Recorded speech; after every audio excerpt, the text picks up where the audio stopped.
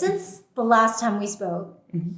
I've also developed another framework, which I call the present paradigm, Yes. which is really about how can you be more effective and present in many facets of your life as a leader, as an ally, as well as a parent. And so I'd love to hear from you, especially from a leader perspective and also from an ally perspective. Well, what do you think of the paradigm? And so again, just to summarize, the present paradigm is really about one, when you're especially when you're talking about your team, right, and leading your team. One is being present for your team when they really need you, as opposed to hovering over them, micromanaging them, but really being present when it matters. It's about being present in terms of when you are together, being attentive and really listening to their needs. Yeah. And then present as well in terms of providing three important presents or gifts, which are the gifts of opportunity, empowerment, and inspiration. And I'd love to hear from you in terms of what are your thoughts in terms of that present paradigm, and how do you feel you live by it as a leader and also as an ally, a friend, a colleague to others in terms of helping them be successful? So when I think of the present paradigm, I think I see there's a lot that resonates for me in terms of the kind of leader that I want to be, the kind of ally and friend that I want to be.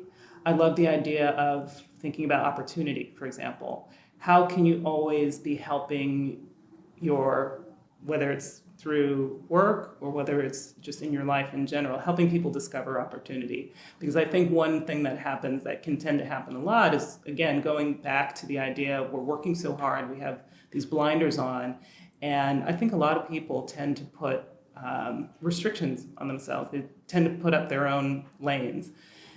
And just helping, people, if it's someone that I'm working with, if it's a young person, or if it's somebody who's been in their career for a long time, it's just a friend, thinking about, have you thought about it from this angle? Do you think that there's an opportunity? If it's something that you've never done before, maybe you haven't gone and sold product before, but you know what? You're a really great person. You're a people person. This could actually be a really interesting opportunity for you. I get presented opportunities all the time. And sometimes you find that the most unexpected person might be the best fit for that particular opportunity. So that really resonated with me. And second, from a point of empowerment, I'm a big believer in letting people learn, giving people the appropriate amount of responsibility and making it okay to fail. I think we talk about, again, maybe this is coming from my background in the Bay Area and Silicon Valley, where failing is actually a good thing, as long as you don't fail too much. But I think we have to not be afraid of it. And I think it is really easy to fear failure for whatever reason. It could be in a job, it can be in a career move. When I was talking about my next move with some of my friends or some of my sort of my peer network, the whole idea was, oh, well, you can't go from this, big, secure company to the unknown. What are you going to do? And I just felt like, I'm going to be okay. Whatever happens, you're making a choice. There are no right or wrong choices. So when it comes to empowering people, I think you have to empower them to make a decision. Whether it's good or bad in your eyes, doesn't matter. As long as people feel like that they can make decisions and take responsibility and defend those decisions, then I think you've done your job. That's great. And I know you inspire me every day. Let's talk a little bit about the inspiration. I know inspiration is very important to you. Can you talk a little bit more about your thoughts on that as a leader and as an ally? For me, what inspiration means is just, even if it's something as simple as having fun, remembering to have fun, finding things that make people smile, that make people laugh. Are we just enjoying this process? Because if we're not, then you're not inspired.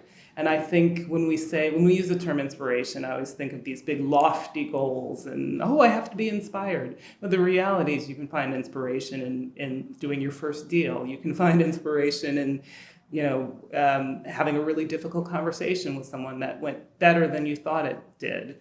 You can find inspiration in just helping, doing one volunteer project that makes you smile. So I really think that inspiration for me is just kind of a catchphrase for everything that means fun and enjoyment. That's great. And it can be found, as you say, in the day-to-day. Yeah. And then also in terms of inspiring others, it's about role modeling behavior, which honestly, you're my role model, so you inspire me. So you definitely exhibit inspiration for your allies as well as for your team. Thank you.